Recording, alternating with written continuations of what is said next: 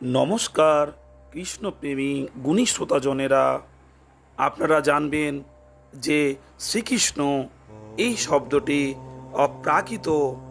কৃষ্ণ শব্দের অর্থ হল সর্বোচ্চ আনন্দ। আমরা প্রতিটি জীবই আনন্দের অনুসন্ধান করছি, কিন্তু আমরা জানি না কেমন করে পরিপূর্ণ আনন্দের অনুসন্ধান করতে হয়। জীবনের জড়জাগতিক ধারণার পরিপ্রেক্ষিতে আনন্দ লাভের বাসনা পূরণ করতে গিয়ে আমরা প্রতি পদে পদে নিরাশ হই, কারণ আমাদের প্রকৃত আনন্দ লাভের যথার্থ স্তর সম্বন্ধে কোনো জ্ঞানই নেই। প্রকৃত আনন্দ উপভোগ করতে হলে প্রথমেই বুঝতে হবে যে আমরা এই দেহ নই, আমরা চেতনা। ঠিক চেতনা নয়, যেহেতু চেতনা হচ্ছে আমাদের প্রকৃত অস্তিত্বের লক্ষণ স্বরূপ।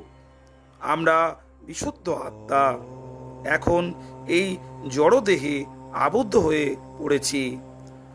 আধুনিক জড়বিজ্ঞান এই বিষয়ের ওপর কোনো আলোকপাতই করে না, তাই বৈজ্ঞানিকেরা অনেক সময় চিন্ময় আত্মার সম্বন্ধে ভ্রান্ত ধারণা পোষণ করে থাকে। কিন্তু চিন্ময় আত্মা একটি প্রকৃত সত্য, যা চেতনার লক্ষণের মাধ্যমে সকলেই বুঝতে পারে। যে কোনো শিশুও বুঝতে পারে যে চেতনা হচ্ছে চিন্ময় আত্মার উপস্থিতির লক্ষণ। এখন ভগবানের দ্বারা গীত শ্রীমদ্ ভগবত গীতা থেকে যে সমগ্র প্রণালীটি আমরা শেখার চেষ্টা করছি, তা হলো কিভাবে আমরা চেতনার স্তরে উন্নীত হতে পারি।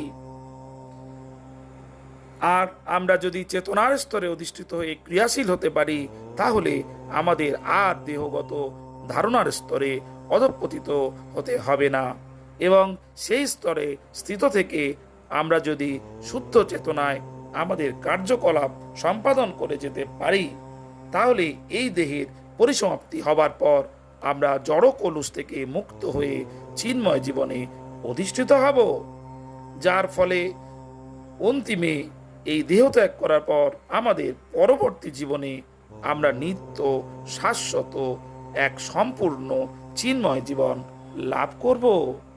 শ্রোতাজনেরা, শ্রীকৃষ্ণ হলেন আনন্দের আধার। শ্রীকৃষ্ণের ভজনা করুন, আর কৃষ্ণ কথা শুনতে অবশ্যই এই চ্যানেলটিকে সাবস্ক্রাইব করে রাখুন।